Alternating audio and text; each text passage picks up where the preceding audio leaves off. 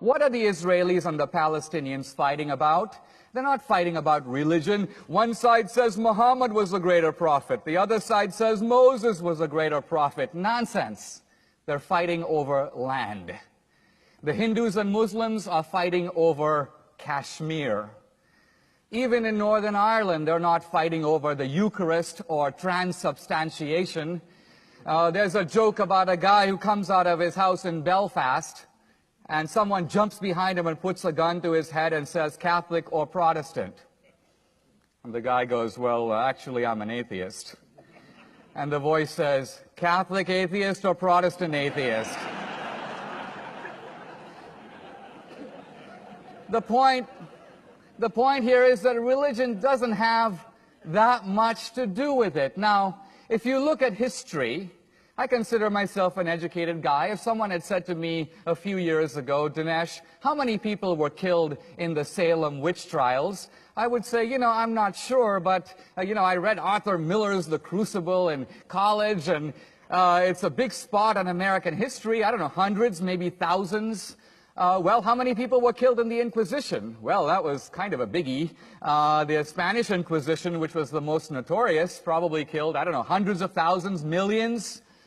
The truth of it is that if you look at history, and there's now a wide and reliable scholarship on all this, I would recommend Henry Kamen's book on the Inquisition. He's considered the greatest living authority on the subject. He points out that the Spanish Inquisition, over a period of 350 years, killed approximately 2,000 people. I'm not exactly a math major, but by my count, that's about 5 guys a year.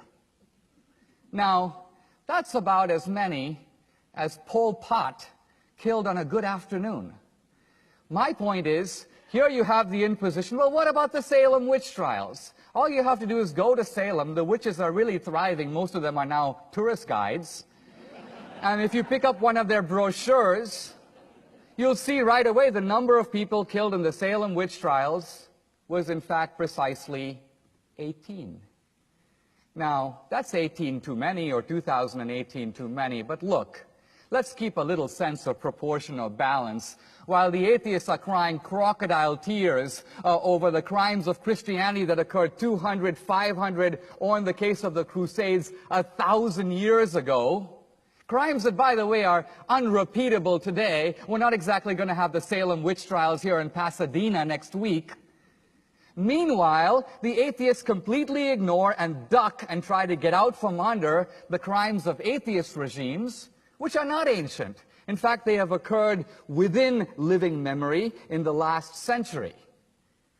I'm not just talking about Stalin in Russia or Mao in China or the Nazi regime. True, if you bring those three together, those three regimes in the space of a mere 5 decades killed no fewer than 100 million people.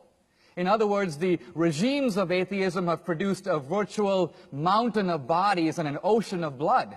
We're not even talking about Pol Pot's 2 million, or Ceausescu, Kim Jong-il, Fidel Castro, Enver Hoxha, the list goes on.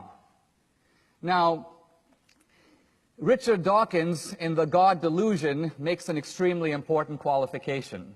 He says, well, yes, it is true, but you have to notice that the Christians killed in the name of Christianity. You may have had tyrants who were atheists, but they really didn't kill in the name of atheism. Now, Dawkins is actually an accomplished biologist, but I think that there are some dangers to letting a biologist leave the lab. And why? Because here is a guy who's straying out of his field, reveals a complete ignorance of history. All you have to do is read the Communist Manifesto. All you have to know is a little bit about these different regimes to see right away that this wasn't a matter of having a dictator who happened to be atheist. The whole idea in Marx is that religion is the opium of the people. The whole idea is to create a new society, a new man, and a new utopia, liberated from the shackles of traditional religion and traditional morality. So here's my bottom line, and that is, if you think the Bin Ladens of the world are bad, Bin Laden in his wildest imagination could not even begin to match the crimes of atheism that have occurred within our lifetime. It is atheism, not religion, that is responsible for the mass murders of history. Now, we'll see from Michael Shermer some dodging on this issue, so I just want to preempt this as I conclude by reading you a line from Daniel Dennett in his book, Breaking the Spell. He says, "It is true that the religious fanatics are rarely inspired or guided by the deepest and best tenets of those religions."